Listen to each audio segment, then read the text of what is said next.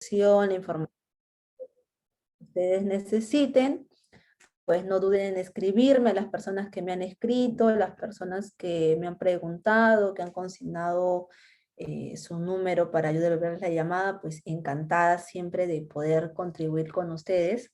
Así que muchas gracias por eso, gracias por tomarse la molestia en escribirme, por tomarse la molestia en preguntar, compartir conmigo los casos que tienen para en buena hora poder también contribuir con el desarrollo del ejercicio de la profesión que ustedes tienen y con los casos que llevan adelante.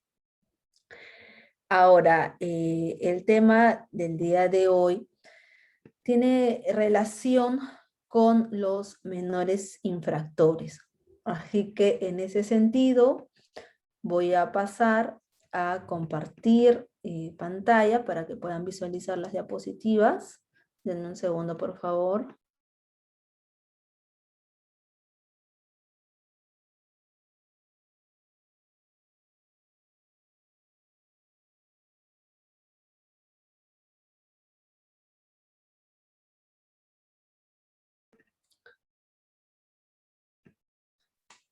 Me parece que sí, sí les logran visualizar.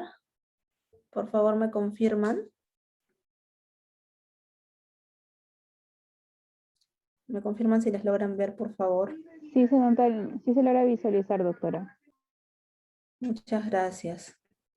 Ahora, el tema del día de hoy tiene relación con los menores infractores. Son aspectos bastante interesantes que bueno, a veces pasan desapercibidos, a veces no nos enfocamos mucho en ello, a veces perdemos el control. Y desde un aspecto criminológico, pues no podemos dejar de lado los problemas que se suscitan con los adolescentes, incluso con los niños, que en cierto modo tienen una vinculación con infracciones, una vinculación con aspectos de connotación penal, que finalmente lo que uno busca en estos casos es contribuir para que no se genere un detrimento respecto de ellos, respecto de sus relaciones sociales, sus relaciones culturales, sus relaciones familiares, porque a veces mucho se dice de que los menores infractores o los menores que, bueno, tienen una vinculación con un delito, los menores que infringen determinados parámetros, determinadas normas, pues en muchos casos es por aspectos familiares, porque de repente vienen de familias que no son familias constituidas, de padres separados, o si es que viven juntos, de repente el padre o de repente la madre sufre de alcoholismo, de drogadicción, el menor también va en esa línea, o porque de repente puede haber surgido allí una necesidad económica, o por de repente juntarse con amigos que no son con los que debe de juntarse. Se buscan muchos problemas o muchas situaciones para generar una vinculación con el hecho de por qué, o preguntarse y dar una respuesta a la pregunta de por qué los menores cometen este tipo de infracciones, por qué los menores infringen determinados aspectos, qué es lo que los lleva a hacer ello. Y ello se desarrolla, la respuesta que se va dando y lo que se va buscando viene desde el punto criminológico, ¿no? Aunque un aspecto que de repente no comparto es cuando dicen, por ejemplo, que muchos menores, pues, o los menores que infringen es porque las familias no son constituidas, no son sólidas. Eso también depende mucho, ¿no? Depende mucho porque puede ser, hay muchas personas y muchos ejemplos de personas que han vivido en su niñez, en su adolescencia, en su juventud, en familias no consolidadas, familias no sólidas, con una madre soltera o con un padre soltero, o de repente, no sé, se quedó huérfano y de repente vivía en un barrio que estaba lleno de delincuencia, pues es una persona que surgió, progresó y siguió adelante, ¿no? Entonces no siempre hay que poner a todos en la misma situación. Entonces, un primer aspecto que podemos tocar aquí respecto al tema que nos convoca el día de hoy es que nosotros tenemos que ver que en el caso de los menores tenemos que considerar determinadas bases normativas, aspectos normativos que van regulando ello. Y así tenemos, por ejemplo, desde el inicio, cuando todo esto surge, pues a la Convención sobre los Derechos del Niño, ¿no? Cuando uno también desarrolla aspectos, incluso en el ámbito penal, y va a hablar sobre responsabilidades en menores, uno tiene que también tener una base sólida, una base consolidada y un conocimiento del Código Civil en lo pertinente a ello. Tiene que conocer el Código Civil. A veces nosotros decimos, no, ya, bueno, somos penalistas y me olvido del Código Civil o me olvido del Código Procesal Civil, y eso no es tanto así, sino que uno tiene que tenerlo en consideración cuando va a tocar estos temas o cuando se va a hacer cargo de un caso que tiene que ver con un menor. Además de ello, también lógicamente el Código Penal, por la vinculación que se va a tener con los delitos, eh, además de ello, pues es relevante y es importantísimo el Código de los Niños y Adolescentes. Ahí, por ejemplo, uno establece desde cuándo incluso se puede considerar niños, desde cuándo se considera adolescente. Antes tenía una regulación ahí, por ejemplo, de infracción. Luego esto se fue modificando y se generó ya un código único, por decirlo así, un código de responsabilidad penal de adolescentes, que es un código que regula propiamente estos aspectos de los que efectivamente se va a determinar la responsabilidad o no penal de ellos, su propia base, su propia normativa que tienen, los aspectos que se van a regular están en ese código. Entonces vamos a hacer un análisis de esta responsabilidad penal en ellos, qué es lo que involucra, cómo surge, cuál es el desarrollo, hay un proceso, no hay un proceso, a ellos les dictan prisión preventiva, no les dictan prisión preventiva, si no es prisión preventiva, entonces, ¿qué les dictan a ellos? ¿Acaso es un proceso que sigue igual que el Código Procesal Penal, las etapas que se regulan? Son otras etapas, hay juicio oral, no hay juicio oral. Estos aspectos los vamos a tocar ahora y los vamos a puntualizar de una manera bastante detallada para poder tener una sesión que sea efectivamente fructífera, ¿no? Ahora, a mí me gustaría, por ejemplo, comentarles como un segundo aspecto, que si bien es cierto, nosotros tenemos niños y adolescentes, incluso el código es código del niño y del adolescente, hay una diferencia puntual en la edad respecto del niño y respecto del adolescente. Un aspecto, no un aspecto en un buscador de Wikipedia, no un aspecto en buscadores, sino una diferencia que la da el mismo código del niño y del adolescente en su artículo 1 de su título preliminar.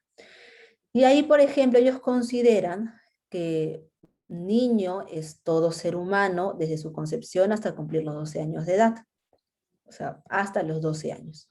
Y el adolescente desde los 12 hasta los 18. ¿Por qué es importante hablar de las edades? ¿Por qué tenemos que diferenciar entre niño? ¿Por qué tenemos que diferenciar entre adolescente?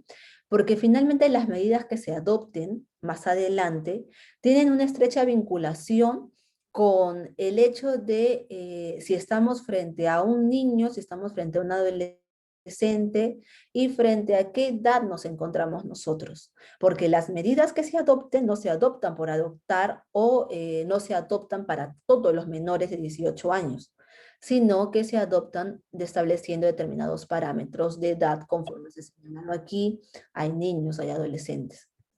Ahora bien, eh, como les había comentado, el título preliminar de este Código de Niños y Adolescentes, por ejemplo, establece en su artículo 4 que cuando haya una infracción a la ley penal, el niño y adolescente menor de 14 años será sujeto de medidas de protección, o sea, hasta los que tengan 14 años, que les corresponde una medida de protección. Y si es que es un adolescente que sea mayor de 14, no le corresponde una medida de protección, sino una medida socioeducativa. Es importante ello, porque imagínense que el menor tenga 13 años. Si tiene 13 años, ¿le pueden imponer una medida socioeducativa? Lógicamente no. Y una de las medidas socioeducativas, como ustedes van a ver más adelante, es una internación preventiva, que por ejemplo no correspondería a una persona que tenga 12 años, pero sí a una persona que tenga 15, por ejemplo. El artículo 1 del Código de Responsabilidad Penal del Adolescente establece claramente que el adolescente que tenga entre 14 y menos de 18 años de edad, se le puede lógicamente imponer esta medida socioeducativa, que es prácticamente cuando se determina un aspecto de responsabilidad o un indicio de responsabilidad que se va a considerar, ¿no? Y además, para establecerla, pues se tiene que tener siempre aspectos propiamente, considerar la edad, sus características personales, cómo surgió ello, en qué escenario se dio, porque también tenemos que ver siempre, y es un principio que va a regular ello, este aspecto del interés superior del niño, ¿no? Entonces, cuando uno habla de niño, cuando uno habla de adolescente, los derechos que tienen que respetarse carta cabal. El trato que se le da a un adulto no va a ser nunca en la vida el trato que se le dé a un niño, ni el trato que se le dé a un adolescente, ¿no? Incluso, por ejemplo, ellos cuando tienen una internación preventiva, si es que egresan de este centro juvenil, pues lo que tienen que realizar las personas los entes respectivos, las entidades correspondientes, es supervisar al menor. O sea, el menor sale, el menor egresa, pero hay una supervisión a posteriori para ver el desarrollo. Por unos meses, claro, pero ellos se supone que se preocupan por estos adolescentes para que en la medida de lo posible no infrinjan nuevamente ello, para que en la medida de lo posible no vuelvan a internarse, o para que en la medida de lo posible pues no surja un aspecto a futuro ya como adultos, que ya no solamente sea una internación, sino que englobe una posible, por ejemplo, reclusión, pero ya en un establecimiento penitenciario. Entonces el Estado se encarga de brindar mecanismos de asegurar determinadas políticas, incluso políticas públicas, para que se desarrolle un escenario en pro de ellos, en favorecimiento de ellos. Ahora bien, dentro de las medidas de protección que se puede brindar, como les había señalado yo, a las personas que estén dentro de este parámetro de edad, porque es hasta los 14 años que les corresponden medidas de protección, y a los que tengan más de 14 las medidas socioeducativas. A estas personas hasta los 14 años de edad le correspondería una medida de protección. Y esa medida de protección, pues lógicamente tiene que ver con algunos aspectos que también la norma ha señalado que se puede otorgar frente a ellos, que es, por ejemplo, si hay una infracción en ellos, un aspecto de connotación penal que haya podido surgir, pues lo que ellos toman en consideración es, por ejemplo, que haya un cuidado en el propio hogar, que este adolescente esté protegido, esté bajo cuidado en su propio domicilio. Por ello es que los padres, que en teoría tienen la patria potestad regulada en nuestro Código Civil, que en este caso se genera respecto de los padres o hacia los padres en pro de este menor, ellos tienen que tener el cuidado necesario para poder protegerlo en su hogar. O además los responsables del cumplimiento de esta obligación que se tenga, ¿no? Pero para ello no es simplemente decir una medida de protección va a ser el cuidado en el propio hogar, sino que también tienen que considerar que tiene que haber una supervisión, un seguimiento por parte de las instituciones de la defensa, ¿no? Además, participar, por ejemplo, en un programa oficial, participar en un programa comunitario, con relación a una atención que sea una atención educativa, una atención social, una atención de salud, porque no se puede dejar en detrimento a estos menores, es importantísimo ello. Entonces, el ministerio, lógicamente, tiene que cubrir estos aspectos, Y además, otro aspecto que también se puede tener en consideración es incorporarlo a una familia sustituta, también una atención integral. Integral involucra todos los aspectos, todas las áreas que tiene que tener un menor para su desenvolvimiento, para su desarrollo como persona, como niño o como adolescente que nosotros estamos viendo en este momento, ¿no? Una atención integral en un establecimiento de protección especial. Ahora bien, dentro de las medidas socioeducativas, que es un aspecto bastante importante, porque por ejemplo, dentro de las medidas socioeducativas nosotros tenemos ahí a una medida grave, grave como lo es la prisión preventiva, pero obviamente prisión preventiva en adultos es una internación en un centro juvenil en el caso de las medidas socioeducativas. Entonces, dentro de las medidas socioeducativas, nosotros vamos a dividir en dos grupos, en las medidas no privativas de libertad y en las medidas privativas de libertad. Dentro de las medidas no privativas de libertad, nosotros tenemos, por ejemplo, ahí una amonestación, una libertad asistida, una prestación de servicios a la comunidad, una libertad restringida, pero dentro de una medida privativa de libertad, nosotros tenemos ahí a la internación en un centro juvenil, que es una medida bastante gravosa, que incluso la misma norma establece que así como se desarrolla y se desenvuelve en un proceso penal con adultos, que la libertad debería ser la regla y una privación debería ser la excepción. Lo mismo se intenta hacer con los menores, ¿no? Se intenta también que se favorezca la libertad bajo toda circunstancia, que prime ello, que sea prácticamente excepcionalísima esta privación de la libertad, pero en algunos casos ocurre que se lleva a cabo una internación, ¿no? Se deben respetar varios principios, ¿no? El principio, como les había mencionado, del interés, por ejemplo, si esta responsabilidad penal es respecto de los adolescentes, debe haber un principio que se respete, que es el principio de interés superior del adolescente. Además de ello, el principio, así como hay un principio pro hominem, surge en el caso de los adolescentes un principio pro adolescente, para que se privilegie en este caso ello bajo determinados parámetros. Se debe cumplir también este debido proceso. Y algo importante, por ejemplo, aquí es que ustedes saben que, por ejemplo, la publicidad, en el caso de los adultos, pues se lleva a cabo en las audiencias, ¿no? Las audiencias son públicas, las audiencias tienen que, se transmiten en Justicia TV, se transmiten en cada corte, pero en el caso de los menores, ello, por ejemplo, no se va a llevar a cabo de esa manera, porque se protege también la imagen, se protege la identidad de estos menores, se tiene que tener un cuidado especialísimo respecto de ellos. Entonces, se genera un aspecto importante, como les había mencionado. Cuando hay una medida que no sea privativa de libertad, porque como les dije, estas medidas socioeducativas que se brindan a los mayores de 14 años se bifurcan en dos, en medidas privativas de libertad y en medidas no privativas de libertad.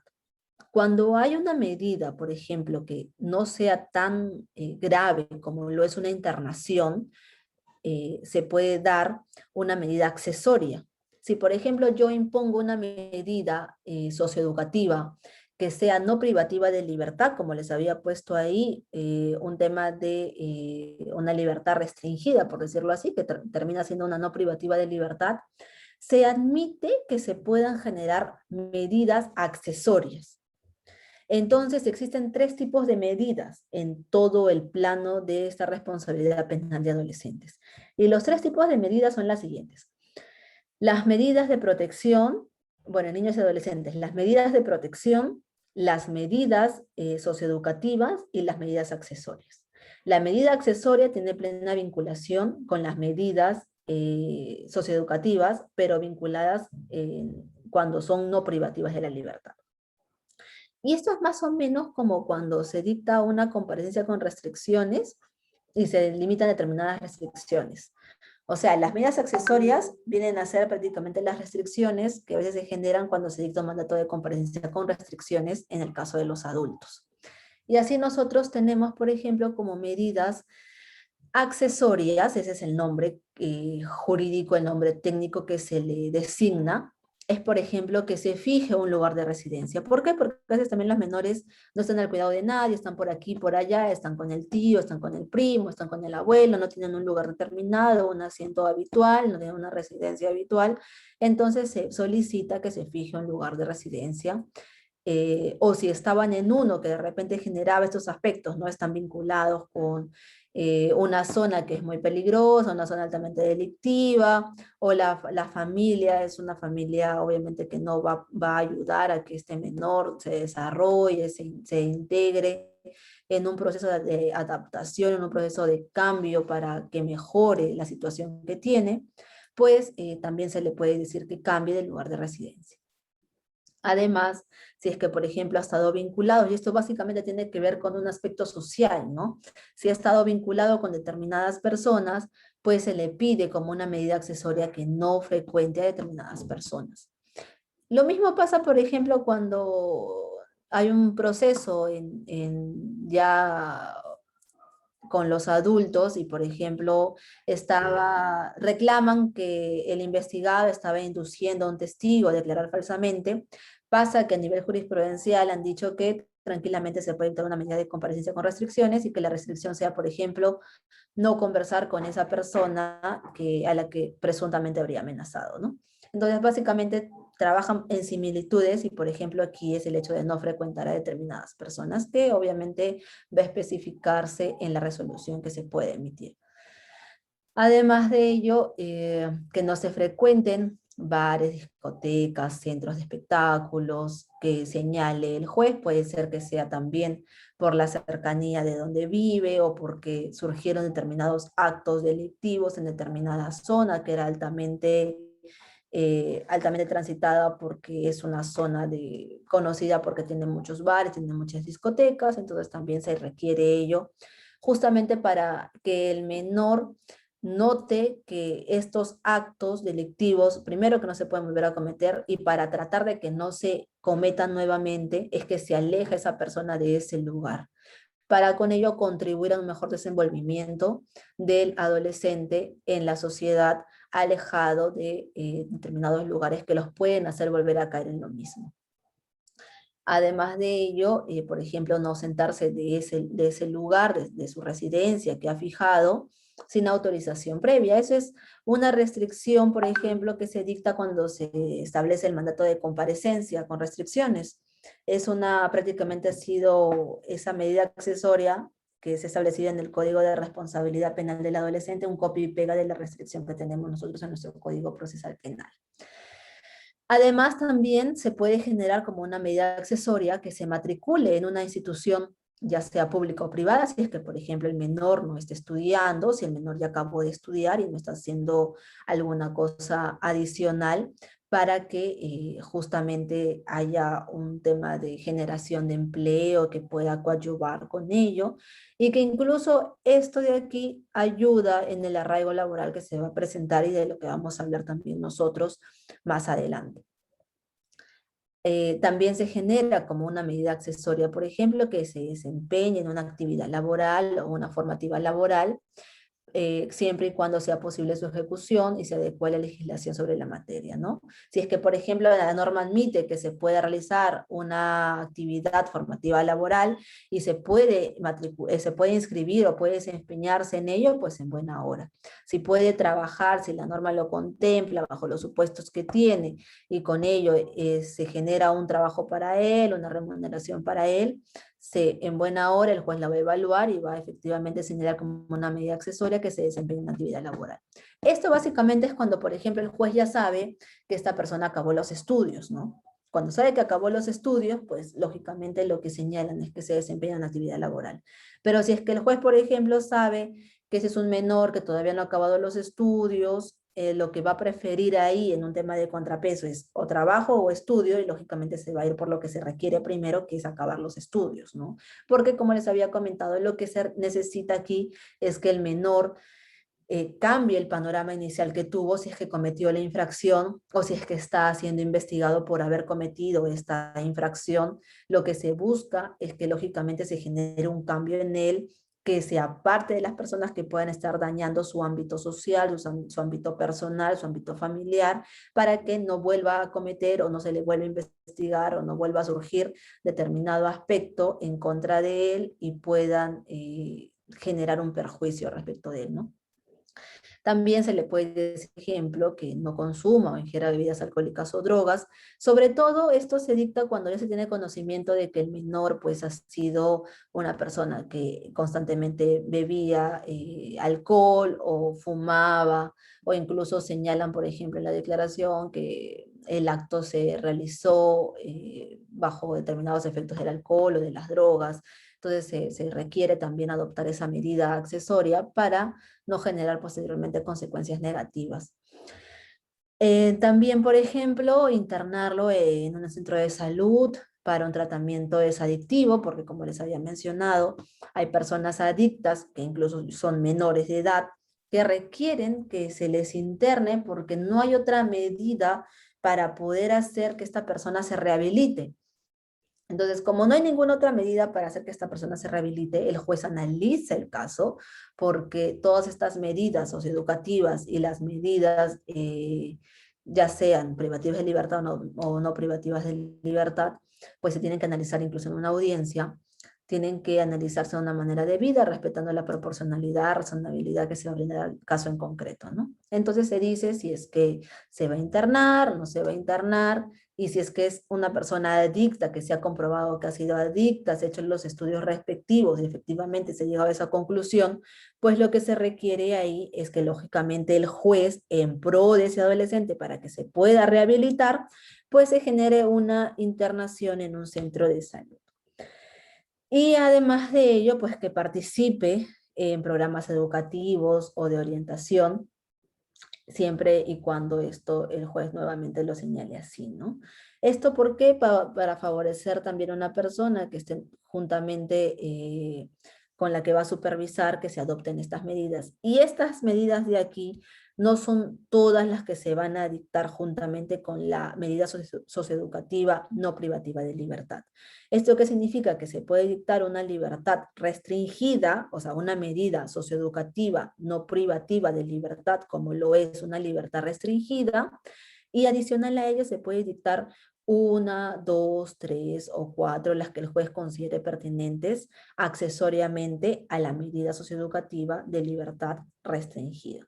Es a criterio potestativo del juez qué es lo que él pueda señalar en ese momento al emitir la decisión que corresponda, lógicamente luego de un análisis integral del caso, del hecho, pero también del adolescente. Se tiene que analizar el área personal, el área familiar, el área social, todas las áreas, incluso la laboral o la educativa, para poder determinar la medida accesoria que va a corresponder efectivamente a esta persona, porque las medidas accesorias no se brindan por brindar. A una persona que no es adicta, no van a solicitar, por ejemplo, el internamiento en un centro de salud para un tratamiento desadictivo, porque no es adicta, no tendría sentido. Por eso es que yo les decía, la decisión que se emita es una decisión totalmente razonada, y es una decisión proporcional, y es una decisión que se va a brindar dependiendo del caso en concreto. No se puede escapar de los aspectos y características personales del adolescente. Tenemos que prácticamente se da un círculo en base a esa persona propiamente, al estudio de su caso y de sus características personales. No podemos ir más allá porque si no sería un criterio desproporcional de todas maneras.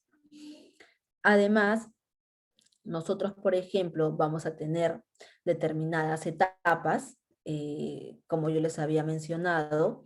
Por ejemplo, cuando existe en el adolescente una investigación o surge un proceso, no un proceso propiamente penal, sino un proceso de responsabilidad penal respecto de este adolescente, lo que surge ahí primero es saber frente a qué etapas estamos.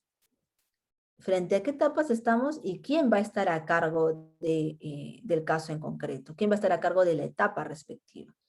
Entonces nosotros tenemos lo siguiente, similar a nuestro Código Procesal Penal que regula estas tres etapas, De la misma manera, en el Código de Responsabilidad Penal de Adolescente, lo que se ha generado son las mismas etapas.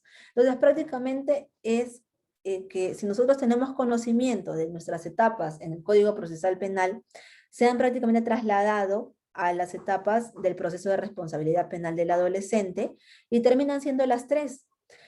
¿Cuáles son las tres? La investigación preparatoria, la etapa intermedia, el juzgamiento, que se tienen que realizar con determinados aspectos bastante puntuales.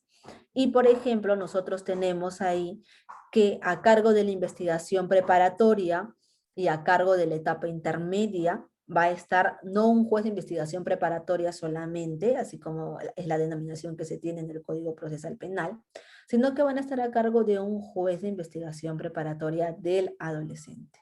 Esa denominación es la que tiene el juez que se va a hacer cargo de ese caso.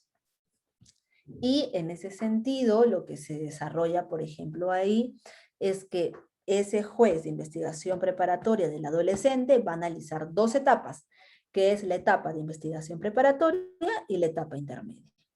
Y va a haber también un juez del adolescente. Ese juez del adolescente va a estar a cargo del juicio oral. Y en el juicio oral, como pasa similar en nuestro Código Procesal Penal y en nuestro proceso penal de adultos, lo que surge ahí, por ejemplo, es igual juzgados colegiados y juzgados unipersonales. Y la diferencia en el hecho de que lo lleve un juez, un juzgado unipersonal o un juzgado colegiado, va a depender si es que el fiscal ha solicitado una medida de internación o no.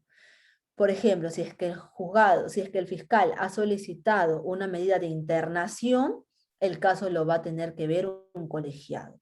Si es que el fiscal ha analizado una medida distinta, cualquier otra, no importa cuál, pero diferente a la medida de internación, pues quien va a ver el caso, quien va a ver el juicio oral va a ser un juzgado unipersonal. Como se dan cuenta, la diferencia lógicamente se nota con nuestro Código Procesal Penal, con nuestro proceso penal de adultos. Eso es lo que va a diferenciar a un juzgado colegiado y unipersonal en el caso de ver el juicio oral en la responsabilidad penal del adolescente, ¿no? Y como les había mencionado ahí, hay una prohibición expresa de publicación de actuación procesal. ¿Por qué? Porque como les dije, acá se protege la identidad, la imagen de los menores, porque aquí normalmente estamos con menores, ya sea incluso como víctimas. Entonces no se puede publicar ninguna actuación procesal que se haya realizado en la investigación preparatoria, etapa intermedia o incluso juicio oral. Eso está totalmente prohibido. Aquí el respeto o la publicidad que se practica en nuestro Código Procesal Penal no tiene ningún sentido que se traslade aquí, y más bien aquí la prohibición es lógicamente en pro de los menores, en pro de los adolescentes, protegiendo su identidad, protegiendo su imagen, ¿no? Está incluso prohibida la publicación de las generales de ley, protegiendo incluso esos aspectos de los menores. No se puede publicar tampoco imágenes de los testigos o de víctimas que hayan sido menores de edad, que estén inmersas en el proceso de responsabilidad penal del adolescente. ¿No? Eso hay que tenerlo bastante claro, porque nosotros cuando estamos discutiendo en el Código Procesal Penal o tenemos una audiencia bajo el Código Procesal Penal, pues incluso los abogados en muchos casos comparten sus audiencias, ¿no? Comparten sus audiencias y transmiten en vivo determinada audiencia, mira, estoy aquí, o captan una foto de la audiencia y la comparten y dicen, miren, aquí es una audiencia de control de acusación, no, acá está mi patrocinado, aquí está los abogados con los que comparto la defensa. Eso que hacen bajo el Código Procesal Penal, bajo el Código de Responsabilidad Penal del Adolescente, no se puede hacer. O sea, yo tengo ahorita, por ejemplo, mi audiencia de internación de un menor de edad, y yo no puedo pues tomarle captura a un pantallazo, al desarrollo de esa audiencia y publicarla y decir, bueno, aquí estoy en mi audiencia de internación, ¿no? O sea, eso no se puede realizar, está prohibido y ya acá, si es que lo realizan, muchas veces lo hacen por desconocimiento, que no debería ser, ¿no? Porque un abogado que va a ejercer la defensa de un menor tiene que haber leído en su integridad el Código Penal de Responsabilidad, el Código de Responsabilidad Penal del adolescente, y saber que efectivamente incluso hay un artículo propio que establece esa prohibición de vida, ¿no? Y también por un criterio propio, pues uno no puede estar develando la identidad de los menores, sobre todo si están sujetos a un proceso. Si incluso no se debería develar o como un criterio personal, o no estar publicando, bueno, una audiencia, la imagen de tu patrocinado, tanto más, pues en el caso de los menores se trata de proteger su identidad, se trata de proteger la imagen que ellos puedan tener. Como les había comentado, para tener una dilación, tenemos nosotros igualmente que en el proceso, igualmente que lo regula el Código Procesal Penal, en el caso del Código de Responsabilidad Penal de Adolescente, se regulan 3 etapas, y las 3 etapas tienen que ver con la investigación preparatoria, la etapa intermedia y el juzgamiento. ¿Qué se regula en la investigación preparatoria? También hay un aspecto, una subetapa de diligencias preliminares, hay una subetapa también de investigación preparatoria formalizada.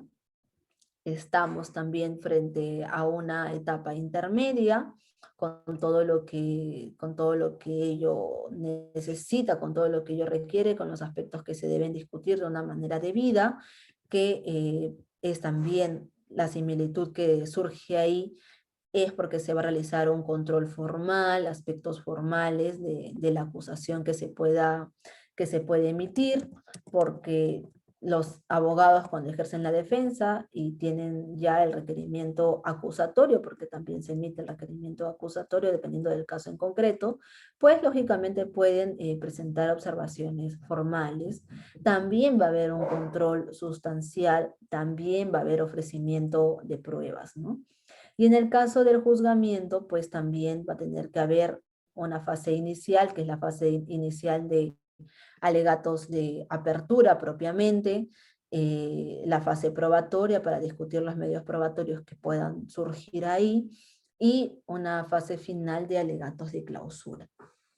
Todo esto, lógicamente, respetando los derechos que puedan haber respecto del adolescente que se está patrocinando, y el juez también, bajo el Código Civil, bajo el Código de Responsabilidad Penal de Adolescente, bajo el Código del Niño y Adolescente, trata de que se respete, de que se garantice los derechos de estos, y además de ello coadyuva a que se proteja y para que se desarrolle un mejor desenvolvimiento del menor, para que no vuelva a cometer un delito o para que no vuelva a estar inmerso en una investigación, en un proceso de responsabilidad penal, y para que en la medida de lo posible dote de mecanismos, y hay una supervisión especial que se realiza para que no se infrinjan nuevamente estos aspectos de connotación penal, ¿no? Para que no haya una vinculación o una infracción a la ley penal que vuelva a hacer que esta persona sea, por ejemplo, nuevamente internada,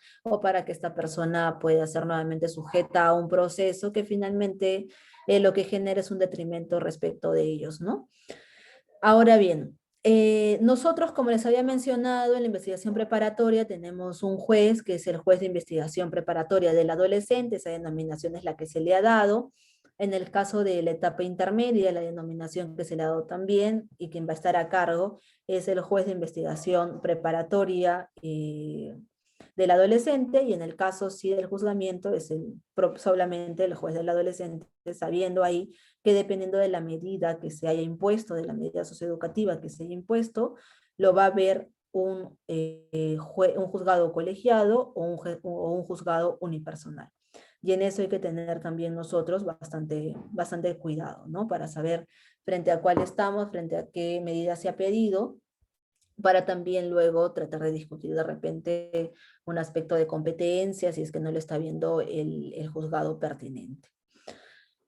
Ahora bien, nosotros tenemos también, en el caso de la responsabilidad penal que surge en cuanto a ellos, que, por ejemplo, hay plazos que se tienen que respetar, plazos que tienen que ver con ello y que tienen relación, por ejemplo, con la investigación preparatoria que se va a realizar, que es, por ejemplo, ¿puede haber un control de plazo? ¿Hay plazos que se deben respetar cuando estamos en la investigación? Sí.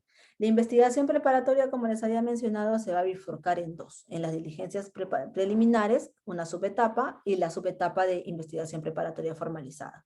¿Hay plazo? ¿Es el mismo plazo que se da en el Código Procesal Penal? No. Cuando tenemos, ellos también diferencian, por ejemplo, casos simples, casos complejos, casos de crimen también, porque hay vinculación de menores con crimen, ¿no? Y en ese caso, por ejemplo, ellos en casos simples tienen ahí 30 días en las diligencias preliminares que van a tener en consideración. eh, en diligencias preliminares, el Código de Responsabilidad Penal del Adolescente sí ha establecido un plazo de diligencias preliminares, ha establecido un plazo de 30 días. En el caso de la investigación preparatoria formalizada, ha establecido para los casos simples 60 días. Para los casos complejos, ha establecido 90 días, que se tienen que lógicamente respetar. ¿Qué pasa si no se respetan estos plazos? Pues lo que pueden hacer, así como se realiza en nuestro Código Procesal Penal, pues ir a una audiencia de control de plazo. Incluso está establecido de una manera expresa que se puede acudir a ello, ¿no? Algo importante, innovador, que no se da, por ejemplo, en el caso de los adultos, es que además de estas etapas, ¿no? En las que se discute, por ejemplo, la investigación preparatoria, que se ve la etapa intermedia, cuando se analiza el juzgamiento propiamente, ustedes saben, como les acabo de decir, que el juzgamiento abarca los alegatos de apertura, los alegatos de clausura, abarca también esa fase del medio, que es la fase probatoria. Pero si es que, por ejemplo, se va a imponer una medida socioeducativa, esa socioeducativa tiene que estar sujeta a audiencia. Esto es, va a haber una audiencia propia en la medida educativa a imponerse y la reparación civil que se quiere establecer. En ese sentido, si es que, por ejemplo, uno va a declarar la responsabilidad penal del adolescente, tenemos que discutir si esa medida que se va a imponer es acorde o no es acorde. En el tema de la duración, en el tema del tipo de medida que se quiere determinar, cuando se discuta ya propiamente la responsabilidad penal del adolescente. Eso es importantísimo, eso es clave, porque eso, por ejemplo, no tenemos nosotros cuando se va a adoptar un mandato de repente una sentencia y la pena va a ser una pena privativa de libertad efectiva. No es que va a haber una audiencia para discutir si es que se le va a conceder o se le va a otorgar, se le va a dictar una pena privativa de libertad efectiva. No vamos a discutir a ver si es que es conveniente o no es conveniente, vamos a analizar las características personales o no, eso no existe. Por eso es que aquí sí, y se dota de mecanismos justamente en pro del adolescente para un mejor desenvolvimiento, un mejor desarrollo de ello. Ahora bien, ¿qué más nosotros vamos a tener en consideración para estos aspectos de medidas socioeducativas? En las medidas socioeducativas, como lo es la internación, ya propiamente la internación que se lleva a cabo, que es una internación preventiva, por ejemplo, medida de coerción personal. Pero otras medidas de coerción personal se le pueden dictar a los menores infractores? Es la pregunta que surge, ¿no? Y los menores infractores también pueden estar sometidos a determinadas medidas de coerción, pueden dictársele respecto de ellos medidas de coerción. Y en ese sentido, por ejemplo, nosotros tenemos ahí a la detención. Y la detención subdividida en varios aspectos, ¿no? En una detención policial, un arresto ciudadano o incluso en una detención preliminar judicial. Es lo mismo que surge, por ejemplo, en el Código Procesal Penal, que hay una detención preliminar judicial también, ¿no? Y la detención policial, por ejemplo, que es la primera que ustedes pueden ver ahí en el cuadrito que les he señalado, es cuando, por ejemplo, se sorprende al adolescente cometiendo o realizando esta infracción de manera flagrante, ¿no? Entonces, cuando está en flagrancia el adolescente, cuando está en flagrancia este menor, pues lo que surge ahí es una detención policial. Se le priva en ese momento de su libertad de una manera temporal a través de una detención policial, ¿no? ¿Qué más puede haber como una subdivisión de detención? El arresto ciudadano. Y el arresto ciudadano también procede cuando hay flagrancia respecto del menor y su vinculación con la infracción que esté realizando en ese momento, ¿no? Y un aspecto también importante y también bastante duro, ¿no? Porque si ya es demasiado difícil en el caso de los mayores de edad, en el caso de los adultos, pues también en el caso de los menores, de los adolescentes mayores de 14 años, se puede dictar una detención preliminar judicial. Y esa medida de detención preliminar judicial también tiene que cumplir determinados supuestos, no es que se imponga de inmediato, tiene que haber lógicamente un requerimiento que se genere, tiene que existir también lo mismo que surge en el Código Procesal Penal, que es razones plausibles, que tengan vinculación con la infracción que esté sancionada en nuestro Código Penal. La pena privativa de libertad, por ejemplo, que establece el Código Penal, tiene que ser una infracción, o mejor dicho, tiene que contener una pena privativa de libertad, pero que sea superior a los 4 años. Incluso en esta detención preliminar judicial se ve que se cumpla ese aspecto de determinación de la pena para que no se imponga por imponer una detención preliminar judicial, ¿no? Y además, como se analiza también en nuestro Código Procesal Penal, tenemos que ver si es que hay posibilidad o no de fuga, si es que se puede fugar o no. No se analiza si es que, por ejemplo, hay posibilidad de obstaculizar, sino solamente si es que hay posibilidad de que esta persona se fugue, que este adolescente se pueda fugar, ¿no? Ahora, también este auto, si es que, por ejemplo, hay un requerimiento del fiscal y luego se va a proceder con el hecho de expedir una resolución que dicte efectivamente una detención preliminar del adolescente, este auto que se expida por parte del magistrado tiene que ser debidamente motivado. Lógicamente toda resolución es motivada y tiene que cumplirse con la motivación suficiente, porque si no también tendría vicios y surgirían los recursos que surgen también en nuestro Código Procesal Penal para garantizar los derechos del adolescente. Ahora bien, también ustedes, como pueden ver ahí, tienen un aspecto en el otro cuadrito, que otra medida de coerción es, por ejemplo, la suspensión preventiva de derechos. Y eso es algo también bastante innovador, ¿no? Bastante interesante que surge en el caso de los adolescentes, porque a los adolescentes también se les pueden suspender de una manera preventiva los derechos. Y también va a ser a solicitud del fiscal competente, porque no es que el juez a mutuo propio de oficio imponga una suspensión preventiva de derechos, sino que se va a solicitar a través del fiscal al juez que se imponga una de estas medidas. Y en estos supuestos, por ejemplo, de suspensión preventiva de derechos, surgen varias modalidades y el fiscal, cuando solicita una suspensión preventiva, como pasa, por ejemplo, en las medidas accesorias que les había comentado, que son como las restricciones, el fiscal puede dictar una suspensión la suspensión preventiva de derechos respecto de una modalidad o de dos o más modalidades, porque como ustedes pueden ver, no solamente hay una, sino que son varias, y no son números clausus, sino son números apertus. Ustedes, por ejemplo, pueden ver ahí 4, pero eso no significa que el fiscal, si considera otra adecuada para el desarrollo del proceso, pues pueda señalar una adicional. Y lógicamente se va a someter a debate si es que esa adicional y las que ya ha consignado que tienen que ver y que se encuentran inmersas de manera expresa en el Código Penal, en el Código de Responsabilidad Penal del Adolescente, pueda tener razonabilidad o no, proporcionalidad o no para imponerse. Y así nosotros, por ejemplo, tenemos tipos, o mejor dicho, modalidades de medidas suspensivas de los derechos, ¿no? Que se van a establecer respecto del adolescente.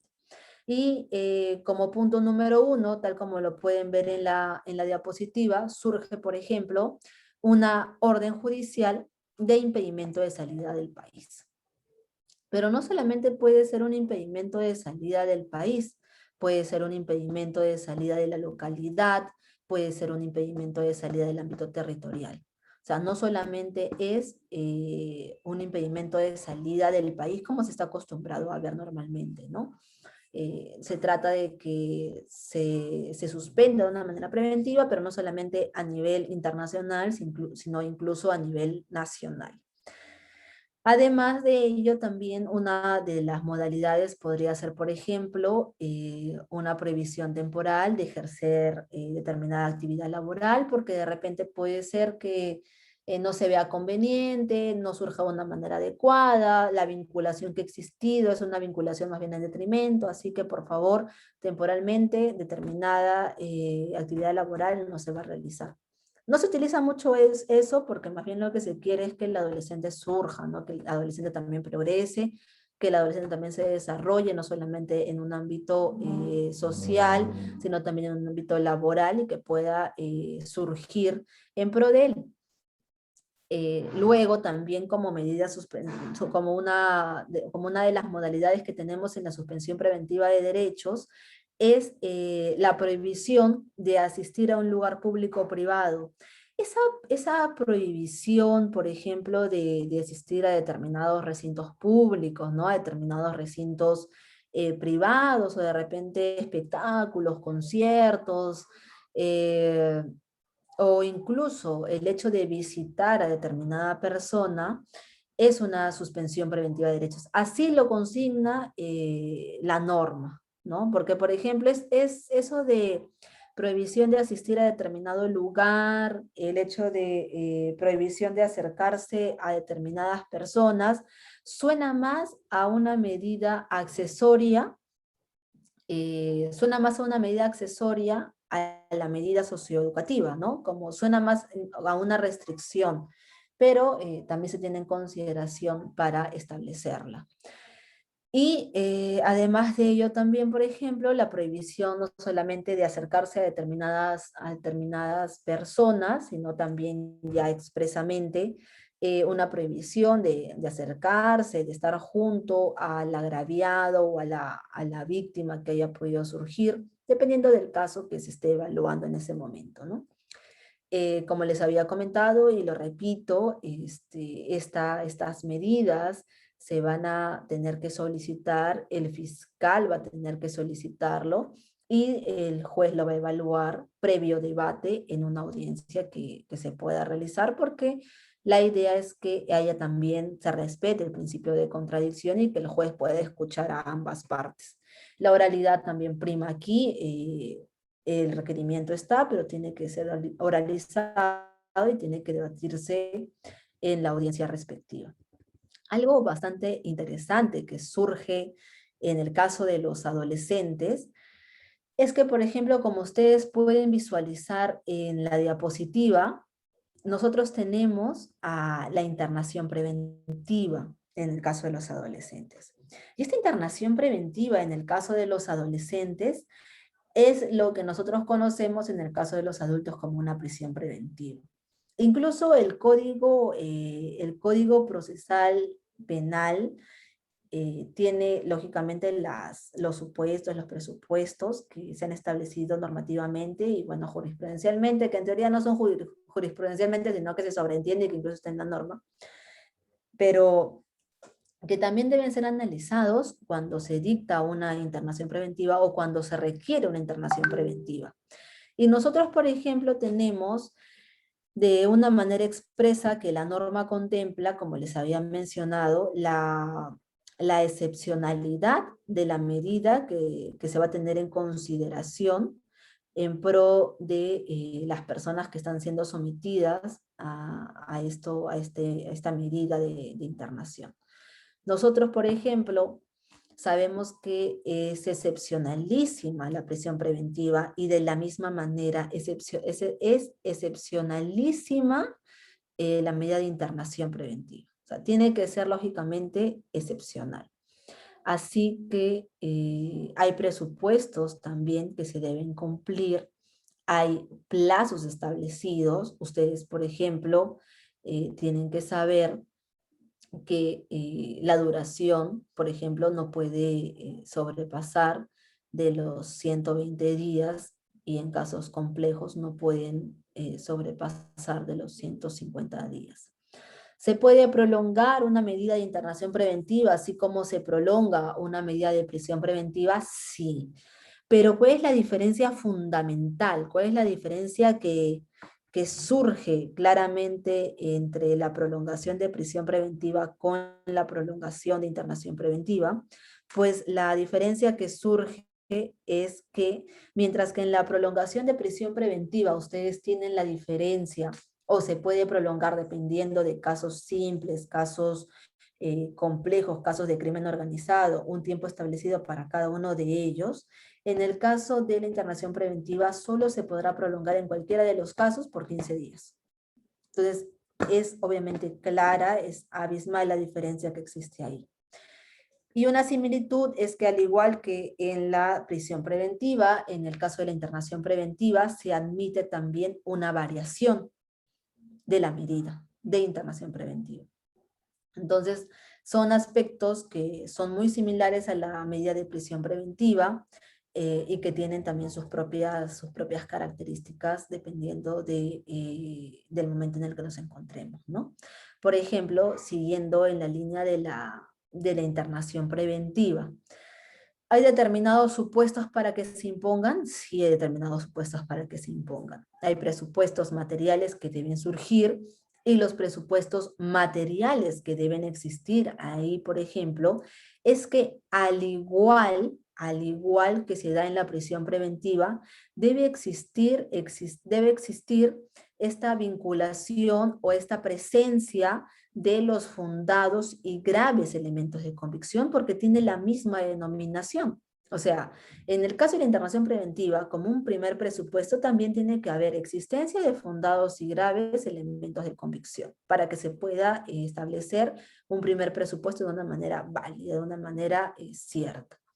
Por eso es que ahí también, al igual que en la prisión preventiva, tenemos que ver que efectivamente los elementos encajen con el tipo que se está imputando y los hechos tengan concatenación con los elementos que está adjuntando el Ministerio Público en su requerimiento, para ver si es que efectivamente este menor o hay una convicción, hay graves y fundados elementos de convicción de la comisión de esta infracción que se le está imputando al adolescente. Y si es que se le está imputando, también tiene que establecerse si es que el menor se le imputa como autor, se le imputa como cómplice. Debe de haber una adecuada valoración, un adecuado establecimiento de la imputación concreta. La imputación concreta no solamente se respeta en nuestro Código Procesal Penal, sino también en el caso del Código de Responsabilidad Penal del Adolescente. Entonces tiene que haber una imputación concreta, se puede discutir también eso en una audiencia, bajo determinados supuestos, que no se entienda que estás discutiendo, por ejemplo, una precisión de imputación propiamente. Puedes tú citar incluso aspectos jurisprudenciales que no han sido muy desarrollados en el caso de los adolescentes, pero sí han sido desarrollados en el caso de los adultos bajo el Código Procesal Penal. Tranquilamente puedes llevar a cabo algunos aspectos jurisprudenciales que puedan servir en pro del adolescente que está siendo o que presuntamente podría ser vulnerado en sus derechos, ¿no? Además, nosotros, por ejemplo, en el Código Procesal Penal tenemos como un presupuesto material que sea una prognosis de pena o que se vaya a surgir una prognosis de pena superior a los 4 años. En el caso de los presupuestos materiales, si bien es cierto, no se tiene en consideración ello, pero sí se considera, por ejemplo, la posibilidad de que el hecho sea sancionado con la medida socioeducativa de internación. O sea, que es prácticamente una pena privativa de libertad efectiva que se lleva a cabo en los adultos, pero si es que, por ejemplo, esta persona puede ser internada en un centro juvenil, se toma en consideración, dependiendo obviamente de los delitos, porque hay determinados parámetros en los delitos que se vayan a cometer o que se están investigando, y bajo ese supuesto se va a determinar si es que efectivamente al adolescente le correspondería o no, y si es que está sancionado la infracción que ha cometido, este aspecto penal podría ser sancionado con una medida socioeducativa de internación, pues sí cumpliría con ese presupuesto, ¿no? Otro presupuesto que se lleva a cabo como un presupuesto material, si es que se va a dictar o no se va a dictar una internación preventiva, es lo que nosotros muy bien conocemos, que mucho hemos estudiado respecto del peligro procesal, que cumple también con las vertientes de peligro de fuga y cumple con la vertiente de peligro de obstaculización. Y en ese sentido, también determinándose si estamos frente a un peligro de fuga, si es que estamos frente a un peligro de obstaculización, se tiene que tener en consideración varios aspectos, ¿no? Por ejemplo, nosotros cuando hablamos de una prisión preventiva vinculada con un aspecto que se tiene que desarrollar, que es el peligro procesal, tenemos que ver arraigo, ¿cierto? Entonces, arraigo también se ve, también se analiza en la internación preventiva. Pero la diferencia es que el arraigo ahí tiene una vinculación no solamente con el domicilio, no solamente con el aspecto laboral, con el aspecto familiar, sino que incluso se analiza el aspecto educativo, o sea, el centro de estudios. O sea, podríamos hablar, por ejemplo, de arraigo educativo, ¿no? Que también se analiza ahí. O sea, no solamente se analiza el arraigo domiciliario, el arraigo familiar, el arraigo laboral, sino también un arraigo educativo respecto del adolescente, ¿no? Porque si hablamos de adolescentes, normalmente no hablamos de personas o adolescentes que laboren, sino hablamos de adolescentes que estudian. Entonces se tiene en consideración por eso un arraigo educativo. Además, también lo que surge, que se ha señalado ya por parte de nuestro Tribunal Constitucional, que es un aspecto punitivo, pero que también mal ha hecho en copiar este Código de Responsabilidad Penal de Adolescente, este aspecto de la prisión preventiva, que es la importancia del daño resarcible, la actitud que tiene, así como significa en la prisión preventiva este comportamiento, la actitud de voluntariamente resarcir el daño. Igualmente se considera como un criterio del peligro de fuga la actitud que tenga el adolescente para resarcir el daño.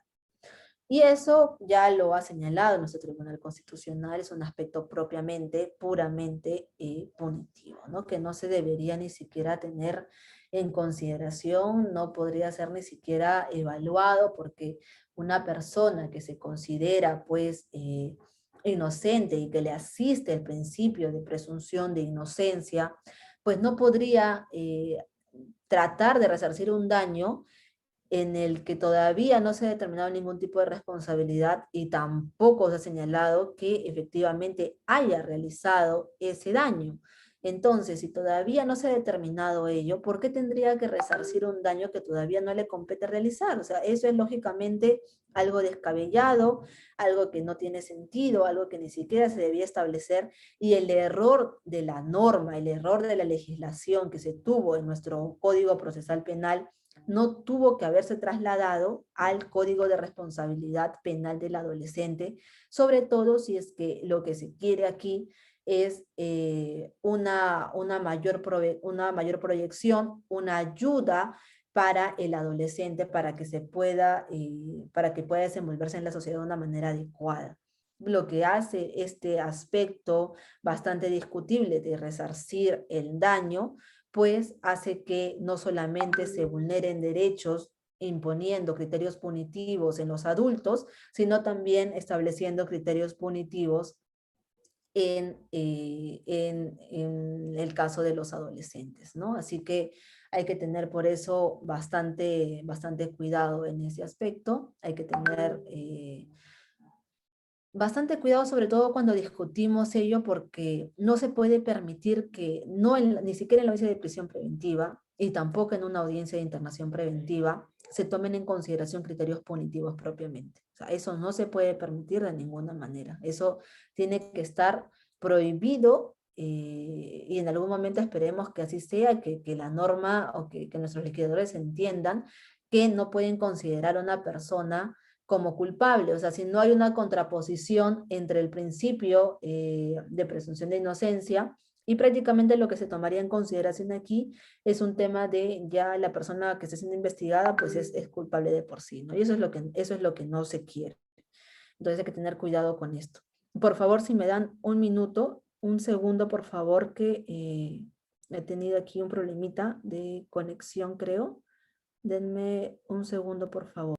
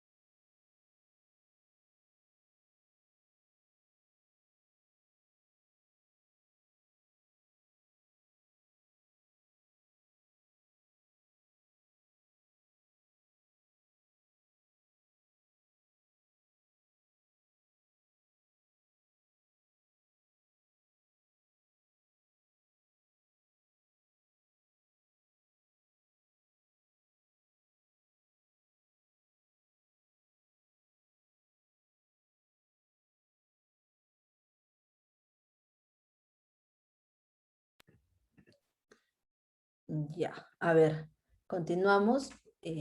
Como les había comentado, uno de los aspectos también a consideración en el peligro de fuga es el tema del daño que se pretende que se resarza y que, ya como lo ha mencionado la Corte Suprema, y es un criterio que comparto, es un aspecto propiamente, un criterio bastante punitivo que no debería considerarse, ¿no?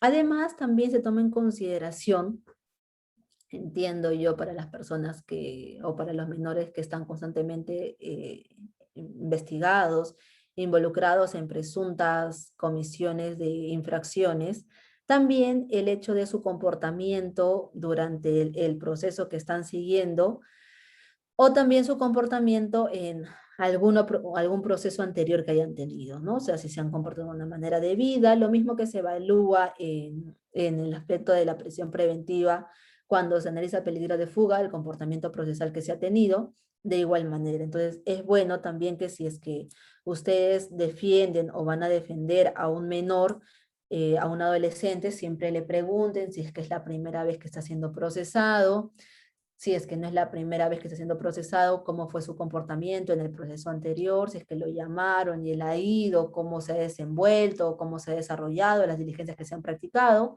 y si es que están llevando a cabo una audiencia de internación ya de un caso nuevo y ese menor nunca ha sido sometido a ningún tipo de proceso anterior, es bueno que le pregunten si es que se han practicado diligencias, si es que lo han notificado de una manera debida y si es que ha asistido efectivamente a esas audiencias que se han señalado, ¿no? O a esas diligencias que se han señalado, para también tener en consideración ese comportamiento del menor en el proceso y así poder tener ahí un peso adicional.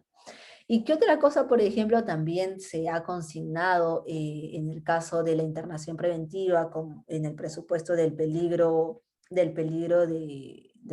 fuga? Es también lo que tenemos nosotros en la prisión preventiva, en el aspecto de peligro de fuga, que es la pertenencia del adolescente a una organización criminal o su reintegración a las mismas.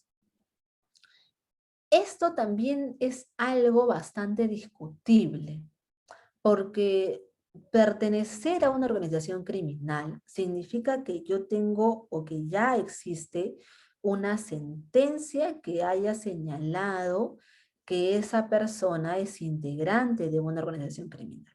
Porque si no hay una sentencia que haya ya quedado consentida, que haya establecido efectivamente la participación y que ya lo hayan sentenciado de manera condenatoria, pues no podríamos hablar de una pertenencia si es que está siendo solamente procesado y está siendo procesado y hay una organización criminal de por medio. O sea, no, ese no es el objetivo al señalarse este aspecto del peligro de fuga, sino que lo que se tiene que entender ahí de la pertenencia a una organización criminal es, lógicamente, no que esté procesado dentro de investigados por organización criminal, sino que ya tenga una sentencia que haya acreditado que esta persona integra la organización criminal. O sea, no se podría tomar en consideración lo otro, porque también sería un criterio bastante desproporcional. Ahora, cuando se analiza este peligro procesal, también se debe analizar, lógicamente, no solamente el peligro de fuga, sino también el peligro de obstaculización. Y en este caso, lo que ha hecho el Código de Responsabilidad Penal del Adolescente es prácticamente trasladar, porque ha hecho eso, un traslado de lo que se entiende como peligro de obstaculización en la prisión preventiva, de lo que se va a entender peligro de obstaculización en la internación preventiva. Entonces a ellos también señalan, ¿no?, que para poder establecer un peligro de obstaculización, bueno, hay que ver si es que efectivamente el adolescente puede destruir, puede modificar, puede alterar, puede ocultar, o incluso puede falsificar algunos elementos de prueba, ¿no? Además, es que puede influir en coimputados, si puede influir en testigos, si puede inducir a otra persona a que haga determinado comportamiento. Son aspectos que también se analizan en el aspecto de un peligro de obstaculización. Y a veces ahí la norma, por ejemplo, hace un mal análisis, creo yo, porque, por ejemplo, nuevamente, reitera, y es algo que no pasa en la prisión preventiva, en el caso del adolescente infractor, se analiza no solamente en peligro de fuga, sino también se analiza en peligro de obstaculización esa pertenencia o posible pertenencia a una organización criminal. Entonces, 2 veces prácticamente se atropellan los derechos de los adolescentes, estableciéndolo de una manera en simultáneo, o sea, de una manera prácticamente, de una manera bastante, por decirlo así, superficial, pero finalmente tiene, imagínense que en fuga vean que si hay una pertenencia, lógicamente en obstaculización también, entonces eso genera un perjuicio, un detrimento respecto del adolescente que bajo ningún motivo se debió permitir y se debió observar ese aspecto, ¿no? ¿Dónde van a cumplir su medida de internación los adolescentes? En un centro juvenil que pueda dotar en teoría de características adecuadas, ¿no? Es, lógicamente, tendría que ser muy distinto a un establecimiento penitenciario, porque si no, no tendría razón de ser, ¿no? Tiene que ser diferente, tiene que tener aspectos diferenciadores. Se supone también ahí que el Ministerio de Economía y Finanzas debe dotar de un presupuesto para que pueda generarse una infraestructura adecuada, una estructura idónea, ¿no? Como les he mencionado, en el caso de la duración de la internación preventiva, se tiene que tener en consideración el hecho de que en casos simples, esta no puede excederse, no puede ser más de 120 días, y ahí también los fiscales tienen que tomar conciencia y no repetir los errores que se cometen cuando estamos en un requerimiento de prisión preventiva. Y recordar siempre que es un hasta, o sea, la duración es hasta 120 días, o que no exceda, o que no dure más de 120 días. No es que porque sea simple voy a pedir necesariamente 120 días. O sea, eso tienen que sacarse de su cabeza los fiscales. Y si estamos en casos complejos, también. No es que porque sea complejo y ellos tienen 150 días, no es que tienen que señalar 150 días, sino es que es hasta 150 días, analizando lógicamente el caso en concreto. Entonces hay que evaluar esos aspectos para no cometer errores luego. Ahora, si es que lógicamente vence el mandato de internación preventiva, puede seguir internada el adolescente, no, pues entonces va a tener que, si es que no se ha expedido una sentencia condenatoria, una sentencia en su contra, tiene que salir en libertad y bueno, se adoptarán las medidas necesarias para que esta persona pueda estar en resguardo y pueda de esa manera no generarse un perjuicio respecto de ella, ¿no? Como les había mencionado también, surge esta institución procesal de la prolongación, no de prisión preventiva, sino una prolongación de internación preventiva, pero los supuestos prácticamente son los mismos de la prolongación en prisión preventiva. ¿Por qué? Porque tiene que haber una circunstancia de especial dificultad, como lo hemos señalado, una circunstancia de especial dificultad o prolongación de la investigación. Esto es un aspecto bastante importante, sí, es bastante importante, porque aquí no es como, por ejemplo, ustedes tienen en su código procesal penal, en el caso de la prolongación de la prisión preventiva, claramente ahí establecida cuando concurran circunstancias de especial dificultad o prolongación de la investigación o del proceso. O sea, cierto, ustedes tienen eso. Y claramente se señala que cuando estamos dentro de una circunstancia de especial dificultad de la investigación, estamos hablando propiamente de la investigación preparatoria. Y si hablamos de una circunstancia de especial dificultad del proceso, estamos hablando de la etapa intermedia o del juzgamiento. Y miren, en el caso de la prolongación del plazo de la internación preventiva, la norma solamente ha establecido cuando concurran circunstancias que importen una especial dificultad o una prolongación de la investigación. ¿Esto qué quiere decir? Que la prolongación del plazo de internación preventiva solamente puede surgir a nivel de investigación. No puede surgir a nivel de etapa intermedia ni a nivel de juzgamiento porque así no lo ha previsto la norma. Y además, eso es importante tener en consideración porque si, por ejemplo, el fiscal pide en etapa intermedia una prolongación de internación preventiva, no tendría ninguna validez porque no hay una norma que contemple que efectivamente puede haber un requerimiento en esa etapa. Entonces es importante tener en consideración ello. Y si es que van a prolongar, nuevamente puede prolongarse por un periodo de 15 días. No es que necesariamente sean 15 días los que se van a señalar, puede consignar un plazo adicional, pero a veces los fiscales también siempre se van por lo máximo y pueden considerar, pero solamente hasta 15 días. Y también para analizar la prolongación tiene que haber una audiencia debida. Una audiencia igualmente en el que haya contradicción, en el que surjan, por ejemplo, aspectos de por qué hay circunstancias de especial dificultad.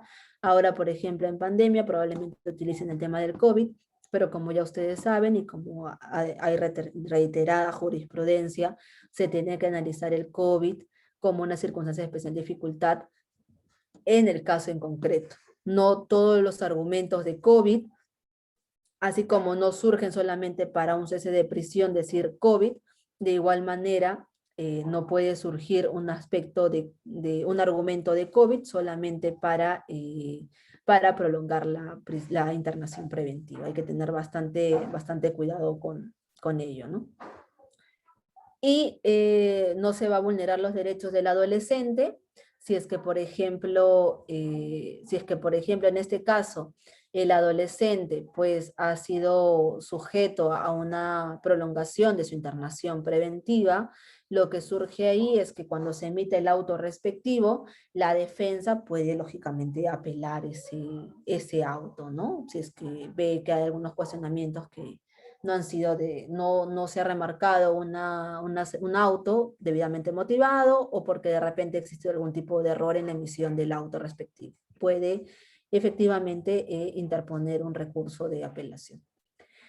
Además de ello, como ustedes ven ahí, puede surgir una variación de la internación preventiva si así como cuando, por ejemplo, hablamos de un cese, cuando hay nuevos elementos de convicción que demuestren que no concurren esos motivos, ¿no? Que determinaron su imposición y que lo tenemos nosotros claramente en nuestro código procesal penal cuando analizamos el cese de la medida de prisión preventiva.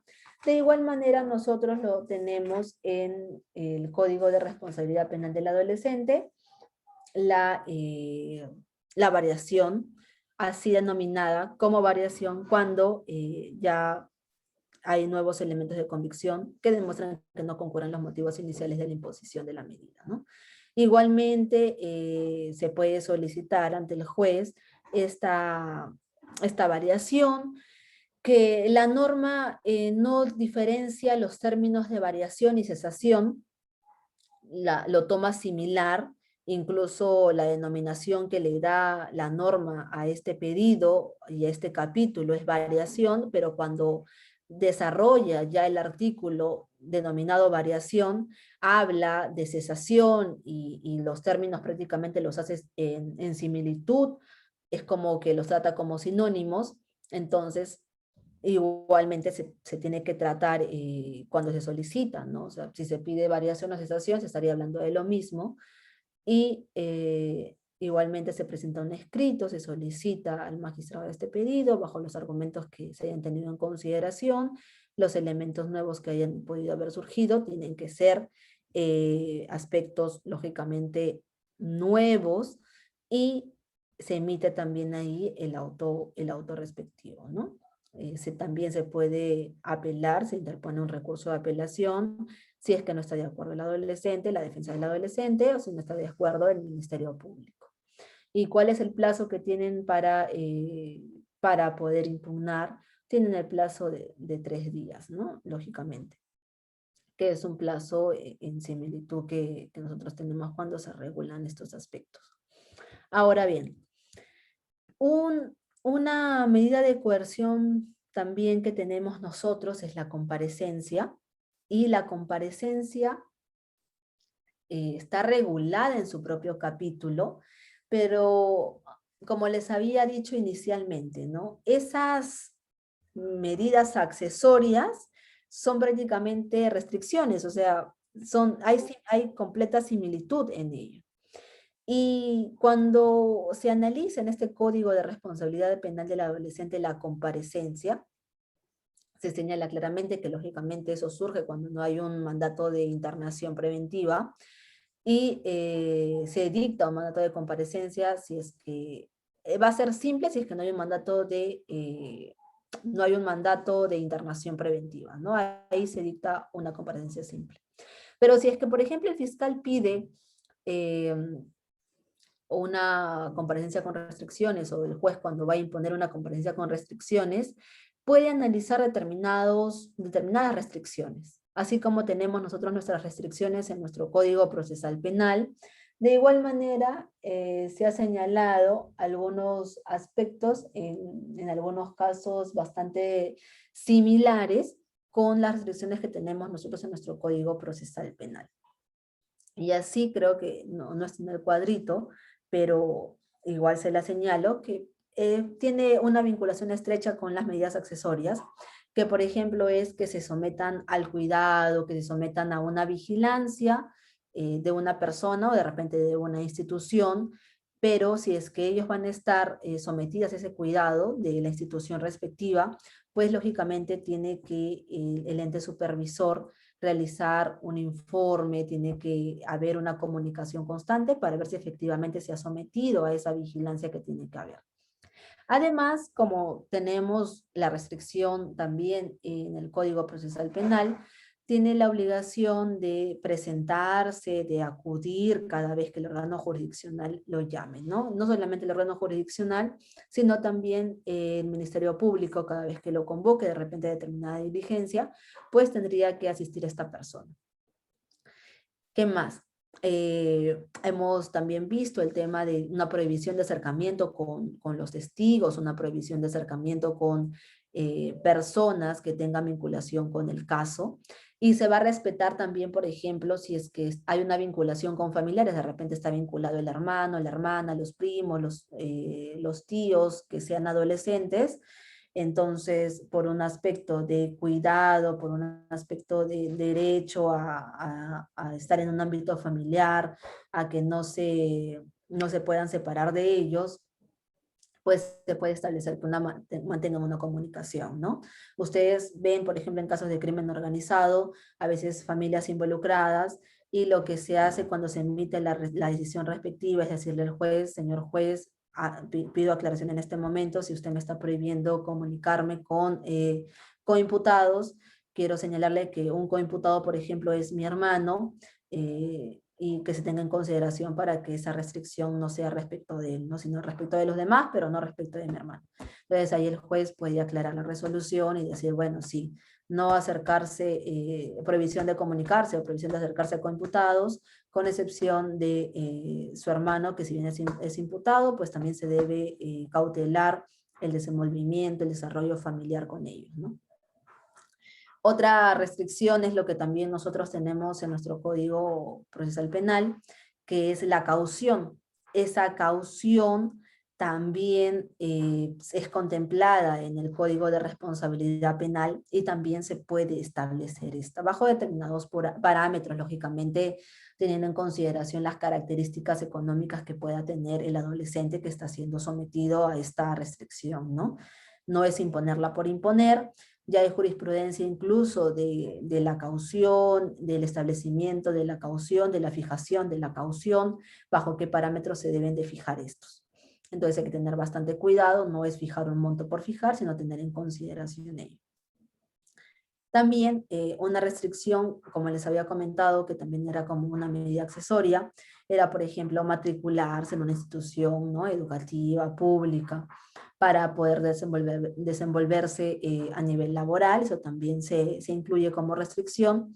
Y además, otras que también puedan establecerse, que también puedan tener vinculación y que se doten de un mayor mecanismo para el desenvolvimiento del proceso. También se tiene en consideración ello, lógicamente. Las restricciones no son una especie de números clausus, sino números apertus, y también se puede tener en consideración ello. Ahora, en tiempos de pandemia, pues nosotros hemos visto que muchas de las personas que han estado inmersas en un mandato de prisión preventiva, pues han salido con un pedido de cese, que a veces declaraban infundado el cese, pero declaraban de oficio la variación de la medida. Y lo que han hecho es, por ejemplo, que ya no exista o que ya no se encuentre efectiva un mandato de prisión preventiva, y han sustituido por un mandato de detención domiciliaria. Este aspecto de detención domiciliaria en nuestro Código Procesal Penal, en el Código de Responsabilidad Penal del Adolescente se denomina internación domiciliaria. Tiene prácticamente los mismos parámetros, podríamos decirlo así. No, tiene algunos supuestos diferenciadores, porque lógicamente no vamos a decir a una persona mayor de 65 años, ¿no? No estamos hablando aquí de adolescentes, y tenemos que tener criterios propios de adolescentes, cuidado de ellos, analizar debidamente las personas, las edades que tengan vinculación. Entonces ahí, como presupuestos, ahí ustedes pueden ver en la diapositiva, es en qué momento, bajo determinados supuestos, se puede consignar, se puede establecer, se puede dictar una internación domiciliaria. ¿Qué pasa si la adolescente se encuentra embarazada? Si se encuentra embarazada, no correspondería una internación preventiva, sino una internación domiciliaria, ¿no? Ese es un primer supuesto. Otro supuesto que puede surgir ahí, por ejemplo, es cuando el adolescente hombre o la adolescente mujer tenga un hijo, por ejemplo, que sea menor de 5 años, un bebé menor de 5 años de edad. Ahí igual, en automático, bueno, bajo el criterio, la motivación que debe surgir, ahí se establece claramente si es que tengo como mujer adolescente o como hombre adolescente. Miren ahí, un hombre o mujer adolescente que tenga un hijo menor de 5 años, igual una detención, o mejor dicho, surge una internación domiciliaria. Y también cuando el adolescente o la adolescente puede tener un hijo que sea mayor de 5 años, pero este hijo mayor de 5 años tiene una enfermedad que sea grave o una discapacidad que obligue a que el padre o que la madre tenga una vinculación estrecha con ellos. Ahí también, por ejemplo, surge este aspecto fundamental que se lleva a cabo a través de una internación domiciliaria, ¿no? Y que se debe respetar. Además, ¿qué pasaría si, por ejemplo, el adolescente tiene una enfermedad grave, no puede ser atendido de una manera adecuada en el centro juvenil, necesita de otras personas, necesita un cuidado especial, no puede valerse ni siquiera por sí mismo? También tiene que analizarse ello, y no se podría, por ejemplo, determinar una internación preventiva, porque eso más bien iría en detrimento de su salud, en detrimento de su desarrollo, de su desenvolvimiento como adolescente. Otra cosa también que Aquí se tienes puede considerar ahí es que cuando se verifique de una manera debida estas circunstancias de los aspectos que he puntualizado aquí, que es el hecho del embarazo, el hecho de tener un hijo menor de 5 años, o cuando es mayor y tiene el hijo una discapacidad, o si es que el propio adolescente no se puede valer por sí mismo, lógicamente se va a tener que analizar ello y va a tener que consignarse a un domicilio, el domicilio que el menor, el adolescente ha señalado, para que ahí cumpla la medida respectiva y pueda llevarse a cabo esta internación, pero ya una internación domiciliaria propiamente. Entonces son aspectos de las medidas que se tienen que considerar, las medidas que se tienen que evaluar para tener un mayor control de estas, un mejor desenvolvimiento de ellas. Como les he dicho, es importante que acá ustedes tengan en consideración aspectos puntuales, sepan que prácticamente las etapas del proceso penal en el Código Procesal Penal van a ser las mismas etapas en el Código de Responsabilidad Penal de los Adolescentes, claramente, y que además de ello, además de ese aspecto que surge, incluso eh, en la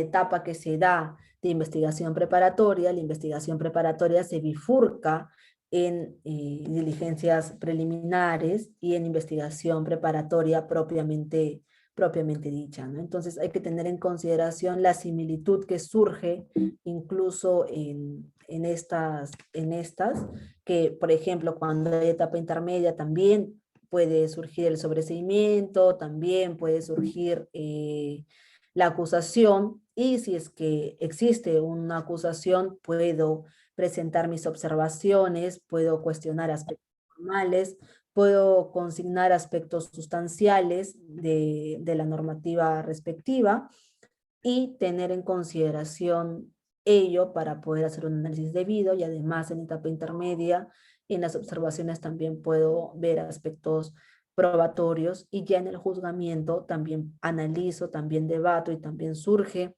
una línea de alegatos de apertura, una línea de una fase probatoria, y además de ello también surge una línea de alegatos de clausura.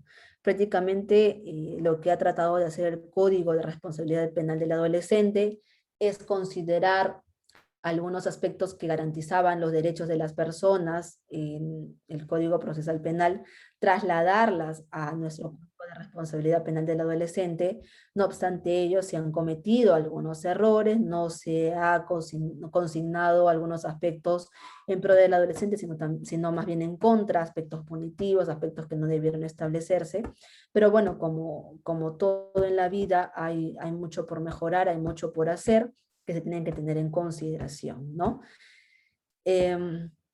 Dicho ello, yo agradezco nuevamente la invitación que han tenido la institución Azocalef para pensar en mi persona, para poder invitarme a brindar esta charla. Yo quedo agradecida con cada uno de ustedes. Y lo que sí sé que también algunas personas van a querer de repente jurisprudencias, van a querer de repente resoluciones, o de repente van a querer puntualizar algunos aspectos de repente que no les quedó claro de internación preventiva, algunos presupuestos adicionales, qué sé yo, alguna duda que pueda surgir. Como les he dicho siempre desde el primer momento que tuvimos las primeras sesiones, pues no hay ningún problema respecto de las dudas. A veces sé que una duda genera otra, así que no hay ningún problema. Ustedes, como lo han hecho también en las sesiones anteriores, me escriben al correo que se los voy a consignar. Ahí me dejan su número telefónico o me escriben la duda que tienen. Yo gustosa les devuelvo la llamada. Seguimos conversando respecto del tema, y si tienen un caso en los que nosotros podemos aportar para que se genere una mejor evaluación, una mejor teoría del caso, en buena hora lo compartimos con ustedes, señalamos la estructura que podría surgir, el aspecto que podría desarrollarse ahí, y se genera también una defensa sobre todo eficaz, ¿no?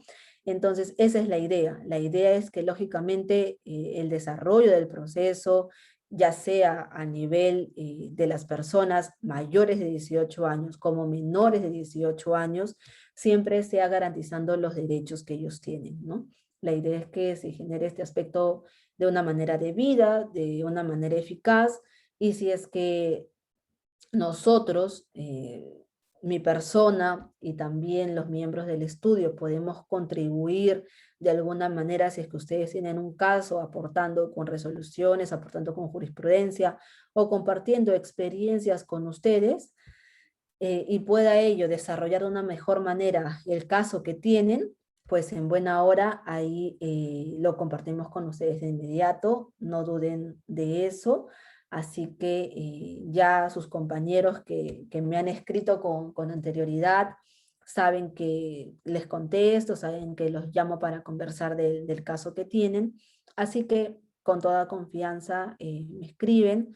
A veces de repente no contesto el correo, por eso es que les pido que me dejen el número, porque a veces la pregunta de repente no la entienden, la formulan, no la formulan de una manera adecuada, por eso es que prefiero de repente llamar para que se genere una mejor comunicación. Así que a todos ustedes, muchísimas gracias. Yo les dejo mi correo ahí en el chat por cualquier duda que pueda surgir, cualquier aspecto que tengan, que quieran puntualizar. Muy agradecida con la invitación. Espero que si en algo he podido contribuir, si en algo he podido aportar, pues en buena hora. Muchísimas gracias por su atención. Agradecida nuevamente con la invitación y espero que tengan una bonita noche y que tengan también, ya se viene un fin de semana, que puedan disfrutar del fin de semana que se viene. Muchísimas gracias nuevamente por la invitación.